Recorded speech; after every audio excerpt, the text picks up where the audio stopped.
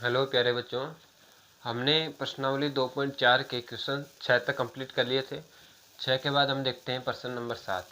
देखो इसमें आपके प्रश्न 10 हैं, 10 हम इस वीडियो में कंप्लीट कर लेंगे। जो आपकी प्रश्नावली 2.4 जो है वो क्या हो जाएगी, आपकी कंप्लीट हो जाएगी। उसके बाद हम नेक्स्ट प्रश्नावली सॉल्व करेंगे। देखिए प्रश्न नंबर 7 क्या कह रहा है। देखो प्रश्न जो है इस प्रकार के प्रश्न आपको ऐसे लग रहे होंगे कि आप बहुत हार्ड है, लेकिन आप थोड़ा सा समझो इसको ध्यान से, 2-3 बार रफ कॉपी में करो, तैयार हो जाएगा क्वेश्चन। ठीक है। 2.4 एक चर वाले देखिए समीकरण का प्रश्न नंबर 7 देखिए। हसन स्कूल वर्दी बनाने के लिए 2 प्रकार का कपड़ा खरीदता है। एक हसन नाम का लड़का है, स्कूल की वर्दी मतलब स्कूल की ड्रेस बनाने के लिए 2 प्रकार का कपड़ा खरीदेगा, एक पैंट के लिए एक शर्ट के लिए। तो इसमें कमीज के कपड़े का भाव है 50 रुपये प्रति, यानी 1 मीटर खरीदेगा तो उसको 1 मीटर प्रति मीटर 50 रुपये लगेंगे। और पतलून के कपड़े का भाव 90 रुपये प्रति मीटर। वह पतलून के प्रत्येक 2 मीटर कपड़े के लिए कमीज का 3 मीटर कपड़ा खरीदता है। 2 मीटर के लिए 3 मीटर कपड़ा खरीदता है। वह इस कपड़े को क्रमश से 12%, 10% लाभ पर बेचकर 36,660 रुपये प्राप्त करता है। जब उसको बेचेगा तो इतने रुपए वो प्राप्त करता है। उसने पतलूनों के लिए कितना कपड़ा खरीदा, चलो देखते हैं। तो ध्यान से देखिए कि सबसे पहले हम इसके अंदर लिखेंगे क्या, अपने को निकालना है यहाँ पर पतलूनों की। ये कह रहा है कि उसने पतलूनों के लिए कितना कपड़ा खरीदा, तो मैं लिख सकता हूं माना हसन ने पतलूनों के लिए कपड़ा खरीदा। और कपड़ा कितना खरीदा, x मीटर कपड़ा खरीदा। हमने कितना मान लिया, x मीटर कपड़ा मान लिया। चलो उसके बाद अपन को ध्यान में क्या रखना है कि छोटी सी चीज इस लाइन के ऊपर ध्यान देना है। अब भाव तो चलो ठीक है हमें पता है, उसके बाद हमें यह लिखना है कि आपने पतलून का तो ले लिया, पतलून का तो ले लिया, अब किसका ले, कमीज का ले। देखो इसमें नाम क्या है, 2 है ना, एक तो पतलून ले रहा है और एक ये क्या ले रहा है आपके पास है, पतलून का आ गया और एक कमीज का, तो कमीज ले लेते हैं ना। तो मैं लिख सकता हूं कमीज का कपड़ा। तो देखिए कैसा, कमीज का कपड़ा कितना हो जाएगा, वो कैसे, ये आपको खास करके ध्यान रखना है। तो मैं यहाँ पर लिख सकता हूं, जैसे कमीज के कपड़े में यहाँ पर ये लाइन लिखा है, आप यहाँ पर लिखोगे प्रश्न के अनुसार, यानी प्रश्न के अनुसार। ध्यान से देखना इस लाइन को। वह पतलून के प्रत्येक 2 मीटर कपड़े के लिए कमीज का 3 मीटर कपड़ा खरीदता है। यानी ये कुछ इस तरीके से बनेगा। अब आपको ये बनाना आना चाहिए, कैसे बनता है वो मैं आपको सिखा रहा हूँ। ठीक है, यहाँ पर ये आपको कॉपीज के अंदर भी आपको लिखना है इस तरीके से। आप यहाँ पर भी लिख सकते हो, यहाँ पर भी लिख सकते हो। ध्यान से देखें, यहाँ पर बात कर रहा है कि पतलून के कपड़े, तो मैं यहाँ पर लिखता हूँ पतलून और यहाँ पर लिखता हूँ कमीज। ठीक है, अब ध्यान से देखना, यहाँ कह रहा है कि 2 मीटर कपड़े, पतलून का 2 मीटर कपड़ा जो है वो कितने कमीज के बराबर है, 3 मीटर कमीज, 3 मीटर के कपड़ा जो है कमीज का उसके बराबर है। ठीक है, तो मुझे बता दो 1 मीटर पतलून का जो है वो क्या हो जाएगा, 3/2 मीटर। ध्यान से देखो, ये 2 है, 2 यहाँ से उधर जाएगा, भाग में चला जाएगा और 1 मीटर बच जाएगा। ठीक है, तो 2 मीटर का 3 था तो 1 मीटर का 3/2 हो जाएगा। ये पतलून की बात कर रहा हूँ कि 2 मीटर पतलून का खरीदेगा तो 3 मीटर कमीज का आएगा, और 1 मीटर पतलून का खरीदेगा तो 3/2 मीटर कमीज का आएगा कपड़ा। अब बात करें, हमारे पास तो पतलून के कपड़ों को हमने क्या माना है, x माना है, पतलून को हमने x माना है, तो x का बताओ क्या आएगा। इसलिए x मीटर बराबर क्या आ जाएगा, 3/2 x मीटर आ जाएगा। भाई जितने से अपन एक को पता चल जाए, जितने भी पूछे उसको क्या करते हैं, इंटू करते हैं। तो यहाँ पर 5 का पूछता तो 5 मीटर, इधर भी 5 से इंटू करते हैं। x मीटर है हमारे पास तो x को हमने इससे गुणा कर दिया तो 3/2 x मीटर आ गया। ये तो क्या निकल गया कि पतलून कितने कपड़ा खरीद रहा है, x मीटर, और कमीज का कितना हो रहा है, 3/2 x मीटर। यहाँ तक आगे समझ में, चलो ठीक है। पतलून का हमने ले लिया, तो अब आप मुझे बता दो कमीज का कितना आ गया आपके पास, 3/2 x मीटर। ये समझना जरूरी था आपको। भाई ये तो ठीक है, x हमने मान लिया, इसको 3/2x कैसे लिखा, ये प्रश्न में भी कह रहा था, लेकिन ये लाइन आपको समझ में नहीं आ रही, तो उसके आधार पर आप क्या कर सकते हो, इसके आधार पर आप इसको समझ सकते हैं। तो हमने यहाँ पर लिख दिया इसको। अब क्या करें, आगे पढ़ो इसको। यहाँ पर इसने भाव भी दे रखा है, देखिए ये तो अपने कपड़ा निकाला है, अब भाव लिखते हैं ना, तो मैं यहाँ पर लिख सकता हूँ, इसलिए भाई हमारे पास पतलून का कपड़ा कितना है, पतलून के कपड़े का मूल्य, पहले तो मुझे बता दो कि कपड़ा जो है पतलून का आपके पास कितना है। हमने प्यारे बच्चों कपड़ा क्या माना है, x माना है, क्या माना है, x ही माना है, तो x तो हमारे पास कपड़ा है। अब मुझे बता दो भाव क्या है, प्रश्न में देख लो भाव क्या है, किसका भाव पूछ रहे हो आप सर, पतलून का, तो पतलून का देखना है, पतलून के कपड़े का भाव 90 रुपये, तो मैं इसको किससे गुणा करूँगा, 90 रुपये से गुणा करूँगा, यानी ये क्या बनेगा, 90x रुपये बनेगा।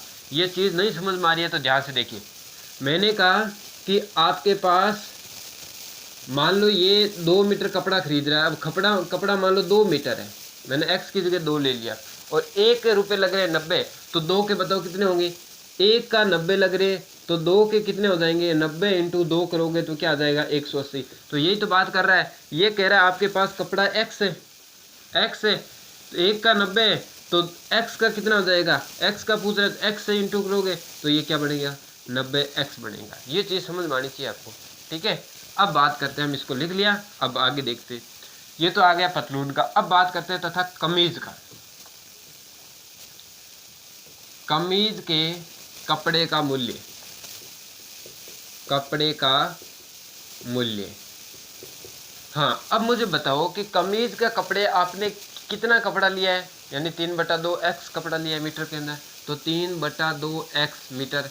अब बताओ मुझे कमीज का भाव क्या है, कमीज यहाँ पर देखिए, इसमें कमीज के कपड़े का भाव 50 रुपये प्रति मीटर, यानी इसको 50 से क्या कर देंगे, इंटू कर देंगे, तो ये टोटल रुपये निकल जाएगा कमीज के। तो मैं इसको इंटू कर रहा हूँ, तो यहाँ पर आप देख सकते हैं कि ये इससे कट रहा है, 2 का भाग जा रहा है, क्या आ जाएगा 25, 2 के बड़े 50, 25 और 25 को 3 से 75x, ये क्या आ गया, रुपये। अब आपके पास पतलून का आ गया और कपड़े का टोटल रुपये हमारे पास निकल गए, ठीक है। अब एक बात और है, वो ध्यान से देखिए क्या है भाई, ये भी अपन सीधा प्रश्न अनुसार ही लिखेंगे। देखो क्या कह रहा है, वह इससे इस कपड़े को क्रमश से 12%, 10% लाभ पर बेचकर इतने रुपए प्राप्त करता है ना। तो देखिए मैं यहाँ पर लिख सकता हूँ, दोबारा आप ऐसा भी लिख सकते हो, प्रश्नानुसार, प्रश्नानुसार भाई आपने कुल क्रय मूल्य, कुल क्रय मूल्य, या फिर आपने कुल रुपए जो प्राप्त किए वो कितने हैं भाई, उसने इसको बेच के कुल रुपए ये तो प्राप्त किए, इसको लिख दो 36,660, 36,660 रुपये, ये कुल रुपए हैं उसने इसको बेचने के बाद में। चलो ठीक है, लेकिन यहाँ पर एक शर्त क्या है, प्रश्नानुसार ये कह रहा है कि वह इस कपड़े को क्रम से 12% तथा 10% लाभ पर बेचता है, 12% और 10% लाभ पर बेचता है। अब एक चीज़ और ध्यान रखना, यहाँ पर देखिए कि वह इस कपड़े को क्रम से 12%, 10% लाभ पर बेचता है, तो ध्यान से देखिए इसके ऊपर कितना, 90x पर 90x का 12% लाभ, किसकी बात कर रहा है, लाभ की बात कर रहा है। अब 12% लाभ होगा, इसका मतलब ये कितना बन जाएगा आपके 112% बन जाएगा, बनेगा कि नहीं बनेगा। चलो ठीक है, प्लस दूसरा कौन है हमारे पास, इसका कितना है 75x, और 75x का कितना 10% वृद्धि, 100 में 10 जोड़ेंगे तो 110% बन जाएगा, 110% बराबर में कुल कितना है 36,660। अब ध्यान से देखिए, का की जगह आप क्या लगाओगे, इंटू लगाओगे, और 112% हटता है तो बट्टे में क्या आता है 100 आता है, पता है आपको, प्लस 75x का की जगह क्या होता है गुणा, और यहाँ से आप परसेंट हटाओगे बट्टे में क्या आ जाएगा 100, और बराबर में क्या है 36,660। अब ध्यान से देखें, ये जीरो यहाँ कैंसिल हो रहा है, यहाँ पर मैं इस जीरो को कैंसिल कर दूँ, ये भी कट रहा है लेकिन मैं नहीं काटूंगा इसको, ठीक है, क्यों नहीं काटूंगा देखेंगे अभी। अब यहाँ पर इस 9x को गुणा करते हैं 112 से, है ना, तो देखो 112 को 9x से इंटू करते हैं, तो 9 को 2 से 18, एक हासिल, 9 और 1 10, 10 यानी क्या आ जाएगा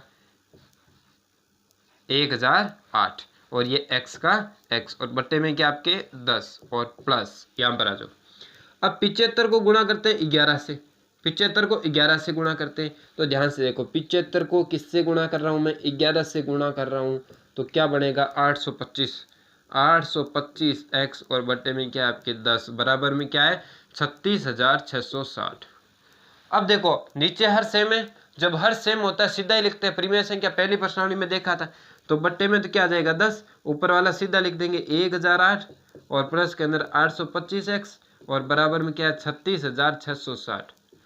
ध्यान से देखेंगे 10 किस में भाग में, उधर जाएगा तो किस में चला जाएगा गुणा में, तो ये कंडीशन क्या बनेगी, पहले इन दोनों को जोड़ लेते हैं, तो जोड़ के लिख देते हैं, देखो यहाँ पर x लगाना है ना, x, इनको जोड़ेंगे, ये भी x है ये भी x है, तो आपस में जुड़ेंगे, तो ये x कितने x बनेंगे वो देखेंगे, देखो 5 और 8 13, एक हासिल, 2 और 1 3, 3 तो 3 आ जाएगा, उसके बाद 8 और 0 8 और 1 ये आ जाएगा 1833, बट्टे में 10 उधर जाएगा, 10 किस में चला जाएगा भाग में चला जाएगा, सॉरी गुणा में, किस में चला जाएगा, ये भाग में था 10 इधर आया गुणा, मैंने इसको गुणा कर दिया, 1 0 आगे लगा दिया इसके, ठीक है, पहले इतना था 1 0 और लागे 10 आ गया। अब ये किसके अंदर है गुणा में, और गुणा वाली उधर जाता है तो किस में चला जाता है भाग में, तो मैं यहाँ पर लिख देता हूँ, दिखाई नहीं दे रहा होगा आपको, तो इस तरीके से ये बनेगा कि x बराबर के अंदर ये आपके 36,660 इस तरीके से, देखिए 36 और 66 और 00, ठीक है। अब देखिए यहाँ पर ये किसके अंदर था गुणा में, उधर जाएगा तो किस में चला जाएगा भाग के अंदर, यानी 1833 किस में आ गया भाग में आ गया। अब आप 1833 का इसमें क्या करोगे, भाग दोगे तो आपके पास क्या आएगा 200, क्या आएगा 200, ये 200 क्या आया मीटर के अंदर आया। तो ध्यान से देखें, हमें क्या पूछ रहा था कि वह हसन ने पतलूनों के लिए कितना कपड़ा खरीदा, तो मैं क्या लिख सकता हूँ, अतः हसन ने पतलूनों के लिए कपड़ा खरीदा 200 मीटर, ये लाइन आप लिखोगे, क्या लिखोगे, अतः हसन ने पतलूनों के लिए कपड़ा खरीदा 200 मीटर, ये आप खुद लिखोगे। आया क्वेश्चन समझ में, बढ़िया तरीके से क्वेश्चन को दोबारा देखते हैं, फटाफट मैं आपको सॉल्व करने की कोशिश करता हूँ, दोबारा रिवीजन। देखिए कैसे, हसन ने पतलून को x मान लिया, पता नहीं x मान लिया हमने। अब देखो कमीज की बात करें तो उसके अंदर पर्सन में लिखा था 2 मीटर 3 कमीज, 2 मीटर पतलून का 3 कमीज का, यानी 2 मीटर पतलून के बराबर 3 कमीज, तो एक का यानी गुणा में भाग में, अब x का तो x से इंटू कर देंगे, 3x बटा 2 हो जाएगा, तो ये तो आ गया इसका किसका कमीज का। अब भाव की बात करते हैं, यानी पतलून तो 90 का है, तो 90 को x से गुणा कर देंगे 90x, और कमीज आपके कितना है 3x बटा 2 50 का है, तो इसको 50 से इंटू कर देंगे तो 75x आ जाएगा। अब बात करते हैं कुल रुपए इतने हैं, तो इसका और इसका जोड़ेंगे वो कितना, एक 12% लाभ और 10% लाभ जोड़ेंगे तब जाके ये आ रहा है। इसको जब सोल्व करेंगे तो हमारे पास आंसर कितना आएगा 200। ये मैंने आपको थोड़ा सा फटाफट समझा दिया, ठीक है, ध्यान से इसको दोबारा समझ लेना, नहीं समझ में आया तो अच्छा क्वेश्चन था। अब बात करते हैं नेक्स्ट क्वेश्चन की। नेक्स्ट क्वेश्चन देखिए क्या है, 8 नंबर प्रश्न, 8 नंबर प्रश्न जो दे रखा है, आगे वाले क्वेश्चन सिंपल ही है। हाँ, प्रश्न नंबर 8, हिरणों के एक झुंड का आधा भाग मैदान में चर रहा है, पास में मैदान है उसमें चर रहा है, शेष का 3/4 पड़ोस में खेल कूद रहा है, शेष का 3/4 पड़ोस में खेल कूद रहा है। देखो हिरण भी खेल रहे हैं कूद रहे हैं, देखिए ठीक है, शेष बचे 9 हिरण तालाब में पानी पी रहे हैं, झुंड में हिरणों की संख्या ज्ञात कीजिए कि टोटल हिरण कितने थे। तो मैं क्या लिखूंगा, ध्यान से देखिए प्रश्न नंबर 8 मैं लिखूंगा, माना झुंड में हिरणों की संख्या, अब झुंड के अंदर मैंने हिरणों की संख्या प्यारे बच्चों क्या मान ली x, टोटल हिरण x है, पता थोड़ी कितने x मान लिया, चलो ठीक है। अब बात करते हैं प्रश्न के अनुसार,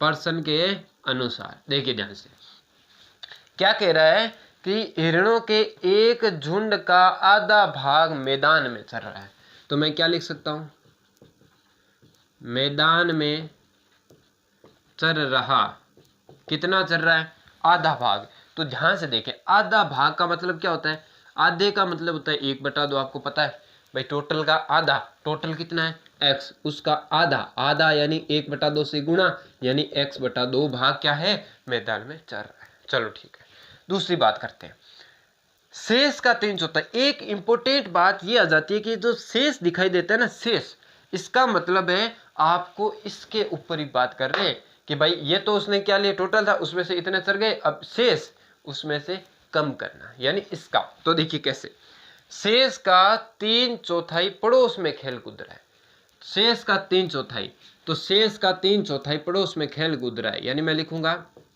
पड़ोस में खेल कूद रहा है, पड़ोस में खेल कूद रहा है। तो ध्यान से देखें कि ये कह रहा था शेष का, भाई कुल कितना था x, उसका आधा तो क्या चल रहा था, आधा तो किसमें, मैदान में चल रहा था, तो आधा ही तो पीछे बचा, यानी क्या बचा, x/2 पीछे बचा था, x/2। ठीक है, अब क्या कह रहा है, x/2 शेष का 3/4, 3/4 क्या होता है, 3/4, क्या होता है 3/4, शेष का 3/4 पड़ोस में खेल कूद रहा है, यानी इसका क्या आ जाएगा 3/4 3/4। अब ये क्या बनेगा 3x/8। किसी बच्चे को समझ में नहीं आ रहा है तो इसको हम एक छोटा सा और तरीके से देखो, शेष का मतलब क्या था कि शेष का मतलब टोटल x है, उसमें से पड़ोस में कितने चल रहे हैं, x/2 चल रहे हैं। जब आप इसको सोल्व करोगे ना तो क्या आएगा, ध्यान से देखिए, यहाँ जाएगा तिरछा गुणा कर लोगे, जब 1 आएगा 2x - x और बटे में 2, यानी x/2। ये चीज़ आ रहा है वापस, इसीलिए मैंने ये दोबारा नहीं सोल्व किया। किसी के दिमाग में आ रहा होगा शेष कहाँ पर लिखा है, भाई आधा है, आधा मैदान में चल रहा है, पीछे आधा ही बचा है, तो सीधा ही ले लिया मैंने, घटाने की आवश्यकता ही नहीं पड़ी अपने को, तो ये अपन सीधा ही लिख लिया।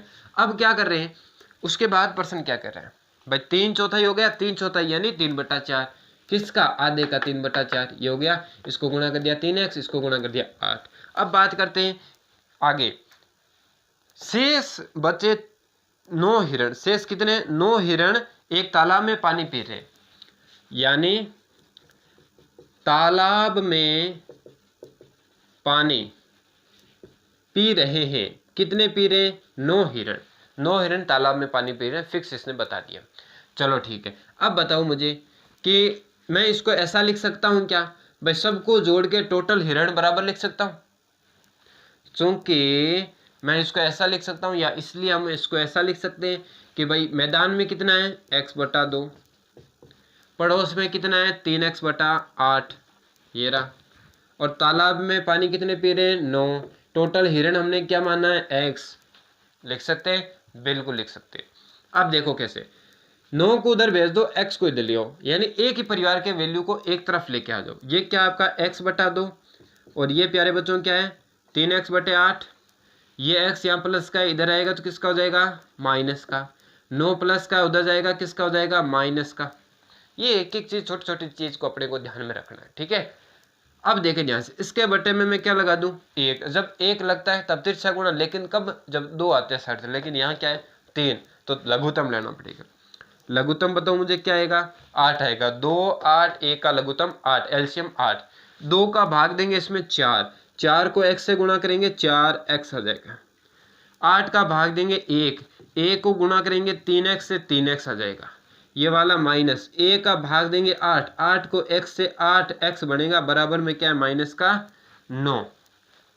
अब ये 8 किसके अंदर है, भाग में, उधर जाएगा किस में चला जाएगा, गुणा में, 8 भाग में उधर गया गुणा में, तो ये क्या बनेगा, ध्यान से देखें, ये 4x प्लस का है, 3x प्लस का, 4 और 3 क्या हो गए 7x, ये क्या है माइनस का 8x, बराबर में माइनस का 9 इंटू 8 भाग में था, इधर आके गुणा में, 7 में से 8 कम करेंगे तो माइनस का 1 बचेगा, 7x में से 8x कम कर दिया, माइनस का 1x बच गया, बराबर में क्या 9 8 72, 9 8 72, माइनस माइनस कैंसिल, x बराबर क्या आ जाएगा 72 आ जाएगा, x बराबर क्या आ जाएगा 72। तो टोटल हिरण कितने 72। तो लास्ट में लाइन क्या लिखोगे, आपको लिखना है अतः झुंड में हिरणों की संख्या, अतः झुंड में हिरणों की संख्या x बराबर आप क्या लिख दोगे 72 आंसर आ जाएगा, ठीक है। ये आप इस तरीके से प्रश्न को सॉल्व कर लेंगे। अब प्रश्न नंबर 9 देखिए, एक एक प्रश्न को ध्यान से समझना है, नहीं समझ में आए तो आप दोबारा देख सकते हैं। और अभी तक अपने चैनल को सब्सक्राइब नहीं किया है तो उसको सब्सक्राइब कर देना, इसके कोई पैसे नहीं लगते हैं, यदि आप सब्सक्राइब करोगे तो नया जैसे ही वीडियो अपलोड होगा आपके पास मैसेज आ जाएगा, आपको बता दिया जाएगा कि हमने एक नया वीडियो अपलोड हुआ है, तो उसको देखें, समय समय पर आपके पास पता चलता रहेगा। और लाइक भी कर देना, अन्य बच्चों को भी भेजना। चलो देखिए प्रश्न नंबर 9। प्रश्न नंबर 9 क्या कह रहा है? प्रश्न नंबर 9 कह रहा है कि दादाजी की आयु अपनी पौत्री की आयु की 10 गुनी है। तो मैं अब देखिए, मैं पौत्री की आयु को एक बार x मान लेता हूं। क्या ले लेता हूं? पौत्री की आयु। पौत्री की आयु उसको मैं क्या मान लूं? एक बार x वर्ष मान लूं। ठीक है, अब बात करते हैं दादाजी की आयु। तो मैं क्या लिखूंगा? दादाजी की आयु। अब देखिए ध्यान से समझना, यहां पर है कि दादाजी की आयु अपनी पौत्री की आयु की 10 गुनी। तो ये क्या हो जाएगा? इसका 10 गुणा यानी 10x वर्ष बन जाएगा। देखो ये x था, 10 गुनी यानी 10x से गुणा करना है। आया समझ में आपको? 10 गुनी यानी 10x से गुणा। चलो ठीक है। अब उसके बाद क्या कह रहा है? उसके बाद देखिए ध्यान से, यदि उनकी आयु पौत्री की आयु से 54 वर्ष अधिक है तो दोनों की आयु ज्ञात करें। तो ध्यान से देखें, मैं यहां पर पहले लिखूंगा प्रश्नानुसार। पूरे स्टेप ध्यान से देखते रहो, समझते रहो। यह क्या कह रहा है? यदि उनकी आयु पौत्री की आयु से 54 वर्ष अधिक है। अब अधिक का मतलब जोड़ना, अब इधर जोड़ूंगा उधर जोड़ू, ये समझ में नहीं आ रहा? देखिए कैसे, बहुत सिंपल बताता हूं मैं आपको। बराबर लगा दो, बराबर लगा दो। एक तरफ दादाजी लिख दो, एक तरफ पौत्री लिख दो। ठीक है, दादाजी बड़ी है तो दादाजी को पहले लिख दो, 10x लिख दो। उस साइड क्या लिख दो? पौत्री लिख दो x। ये तो लिख सकते हो। अब ध्यान से देखिए, ये क्या कह रहा है कि पौत्री की आयु से 54 वर्ष अधिक है। कौन अधिक है? दादाजी 54 वर्ष अधिक है। तो दादाजी में 54 जोड़ूंगा तो ज्यादा और ज्यादा अधिक हो जाएगा। तो 54 पौत्री के अंदर जोड़ेंगे तब जाके दोनों इक्वल बन जाएंगे। आई चीज समझ में? 54 वर्ष अधिक यानी 54 जोड़ना है। सिंपल सी बात तो यही है, जितना सा। यानी आप लिख सकते हो कि 10x बराबर x प्लस 54, 54 वर्ष अधिक 54 जोड़ देंगे। अब ध्यान से देखें, ये x इधर आएगा, किसका हो जाएगा? माइनस का। बराबर में क्या है? 54। हो गया क्वेश्चन, बहुत सिंपल है। देखिए इसको इसमें से माइनस करेंगे 9x, और ये क्या आ जाएगा? 54। और 9 प्यारे बच्चों किसमें है? गुणा में। और गुणा की वैल्यू उधर किसमें चली जाती है? भाग में। और जब इसमें 9 का भाग देंगे तो कितना आ जाएगा? 6। x क्या आ गया? 6। ठीक है, लेकिन x है क्या? देखिए ध्यान से, पौत्री की आयु x वर्ष। मैं क्या लिखूंगा? इसको मैं यहाँ लिख देता हूँ, x बराबर 6 आया। ठीक है, यहाँ पर लिख देंगे, अतः पौत्री की आयु, पौत्री की आयु आपने क्या मानी थी? x वर्ष मानी थी। और x आपके पास क्या आ गया? 6 वर्ष। तो पौत्री की आयु क्या है? 6 वर्ष। अब बात करते हैं दादाजी की। दादाजी की आयु, दादाजी की आयु आपने क्या मानी है? ऊपर देखिए ध्यान से, 10x मानी है। क्या मानी है? 10x, यानी 10 से बीच में क्या होता है? इंटू x की जगह आपने क्या निकाला? 6। तो क्या आ जाएगा? 60 वर्ष। क्या आ जाएगा? 60 वर्ष आ जाएगा। आ गया समझ में? चलो ठीक है। अब बात करते हैं प्रश्न नंबर 10 की, जो आपका अंतिम प्रश्न है इस प्रश्नावली का। क्या प्रश्न है? अंतिम। कहीं पर भी आपको कोई दिक्कत हो ना तो मुझे कमेंट कर दिया करो, इसी वीडियो के नीचे जो कमेंट बॉक्स होता है उसके अंदर। हाँ, अब बात करते हैं हम प्रश्न नंबर 10 की। देखिए प्रश्न नंबर 10 क्या कह रहा है। प्रश्न 10 भी ऐसा ही है, सिंपल ही है। अमन की आयु उसके पुत्र की आयु की 3 गुनी है। अमन पुत्र, बात वही आ गया। तो एक चीज को x मानना पड़ेगा। देखिए कैसे, अमन की आयु अपने पुत्र की आयु, मैं पुत्र को क्या मान लू? माना पुत्र की वर्तमान आयु। वर्तमान आयु मैंने क्या मान ली? x वर्ष मान ली। क्या मान ली प्यारे बच्चों? x वर्ष। अब देखिए ध्यान से, अमन की आयु, अमन की आयु की 3 गुनी। तो अब मैं क्या लिखूंगा? अमन की आयु, अमन की आयु की कितनी गुनी? 3 गुनी, यानी 3x बन जाएगा। इसको किससे गुणा कर देंगे? 3 से गुणा कर देंगे। ये सेम ही करनी सर, इसी तरीके। इसमें 10 से गुणा किया था, इसमें 3 से गुणा करना। आगे देखिए, ये कह रहा है 10 वर्ष पहले उसकी आयु पुत्र की आयु की 5 गुनी हो जाती है। बात वही है, लेकिन थोड़ा सा यहाँ पर एक चीज समझना है कि 10 वर्ष पहले, अब 10 वर्ष पहले, 10 वर्ष पहले, इसमें से 10 वर्ष पहले जाएगा, ये भी 10 वर्ष पहले जाएगा। दोनों में से 10 कम करेंगे तभी तो पता चलेगा 10 वर्ष पहले।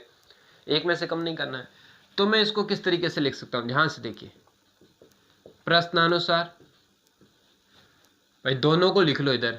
मैंने इसको लिखा 3x और इसको लिख दो इधर। अभी वो वाला सिस्टम है, वो सिंपल तरीके से ये तो लिख ही सकते हो। अब देखिए ध्यान से, ये क्या कह रहा है कि ये कह रहा है कि 10 वर्ष पहले 10 वर्ष पीछे जाना है, यानी 10 वर्ष पहले 10 क्या करोगे, माइनस करोगे। कर दिया माइनस, दोनों में से ही करने, दोनों की उम्र 10-10 कम करके तभी पता चलेगा। अब बात करते हैं आगे। आगे क्या कह रहा है, 10 वर्ष पहले उसकी आयु पुत्र की आयु की 5 गुनी, पुत्र की आयु की 5 गुनी, यानी ये तो आपने अमन लिया है, ये उसने पुत्र लिया है, पुत्र की 5 गुनी करोगे तब अमन के इजिकल टू आएगा। तो 5 से क्या कर दोगे, गुणा कर दोगे। आया समझ में? दोबारा मैं आपको बताता हूँ, देखिए, यानी 10 वर्ष कम, दोनों में से 10-10 कम करना है। अब ये कह रहा है कि पुत्र की आयु की कितनी, 5 गुनी, 5 गुनी, यानी पुत्र को आप 5 गुणा करोगे तब इसके इक्वल टू आएगा। तो इसको 5 से गुणा, पूरे को 5 से गुणा करना है। चलो इसको सॉल्व करते हैं। ये 3x माइनस का 10, इसको इंटू करो, ये क्या बनेगा, 5x और माइनस का 50। आप इस चीज को इधर लिखते उधर लिखते तो भी सेम थी, ये भी आप मत सोचना कि गलत हो जाएगा, नहीं होगा। अब क्या करोगे, अब x वाले एक तरफ ले आओ, ये 3x इधर है ही, इसको इधर लाओ, माइनस का 5x बराबर में क्या बच जाएगा, माइनस का 50, माइनस का 50, ये इधर आ गया। ये 10 किसका है, माइनस का, उधर जाएगा किसका हो जाएगा प्यारे बच्चों, प्लस का। 3 में से 5 कम करेंगे तो क्या बचेगा, माइनस का 2 बचेगा, माइनस का 2x। यहाँ पर देखिए 40 में से 50 कम करो, सॉरी 10 में से 50 कम करना है, प्लस का 10 है ना, 10 में से 50 कम करेंगे तो माइनस का क्या बचेगा, 40 बचेगा। माइनस माइनस क्या हो जाएगा, कैंसिल। ये 2 किसके अंदर है, गुणा में, और 2 गुणा में उधर जाएगा तो किस में चला जाएगा, भाग में, और 2 का भाग देंगे तो बताओ क्या आएगा, 20 आएगा, है ना। अब लिख देते हैं लास्ट के अंदर हमारा फाइनल आंसर। देखिए क्या कह रहा है कि दोनों की वर्तमान आयु ज्ञात कीजिए, तो मैं लिख सकता हूँ अतः पुत्र की आयु, पुत्र की आयु, पुत्र की आयु हमने क्या मानी थी, x वर्ष मानी थी ना, और x हमारे पास कितना है, 20, यानी जो पुत्र है वो 20 वर्ष का है। ठीक है। अब बात करते हैं अमन की आयु। अमन की आयु, अमन की आयु क्या है, ये रहा 3x, तो बीच में क्या होता है, इंटू 3 इंटू x की जगह क्या लिखोगे, क्या लिखोगे, 20, और 20 लिख के गुणा करके मुझे इसका आंसर बताओगे आप कमेंट बॉक्स में, इसी के नीचे जो कमेंट चल रहा है। ठीक है, ये हमने प्रश्नावली कंप्लीट कर ली, और किसी प्रकार की कोई भी दिक्कत हो तो मुझे कमेंट बॉक्स में बता दें, और ये काम जल्द से जल्द कंप्लीट करके मुझे सेंड करोगे, और उसके बाद हम नेक्स्ट प्रश्नावली को सॉल्व करेंगे। जिसने अभी तक सब्सक्राइब नहीं किया है तो इस चैनल को सब्सक्राइब कर दें, इसके कोई पैसे वैसे नहीं लगते हैं, जिससे आपको नया वीडियो आपके पास तुरंत प्रभाव से आ जाएगा। और लाइक वगैरह कर दिया करो जिससे हमें लगे कि हाँ बच्चों को अच्छा लग रहा है। ठीक है, धन्यवाद प्यारे बच्चों।